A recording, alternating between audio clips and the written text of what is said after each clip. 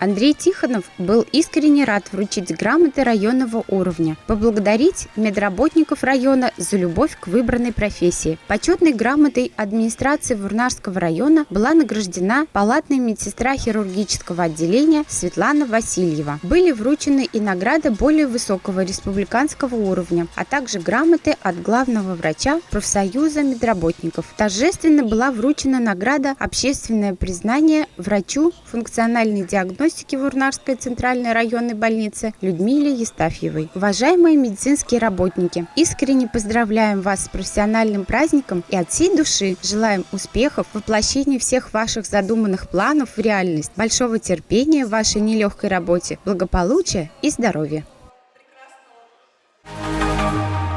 16 июня на базе Центра цифрового образования детей IT-Куб в Вурнаре состоялось увлекательное мероприятие под названием «Ярмарка проектов». Воспитанники образовательного центра защитили и продемонстрировали свои проекты. Мероприятие открыли директор Центра цифрового образования IT-Куб Вурнары Алексей Фирсов и директор Вурнарского сельскохозяйственного техникума Ольга Львова. Они подчеркнули, что цифровизация все больше входит в нашу жизнь. Без цифровых навыков, знаний и компетенций иногда не обойтись и в той и иной сфере экономики. Задача Центра цифрового образования как раз и заключается в том, чтобы подготовить новые кадры для цифровой экономики и представить ребятам все возможности для развития, которые позволят им в дальнейшем гибко меняться под запросы времени и все время расти профессионально. Грамотные проекты были представлены также по направлениям системное администрирование, программирование на Java, программирование на Python. После ознакомления с проектами эксперты дали им оценку. Наилучшие проекты ребят и их наставников были отмечены грамотами и призами.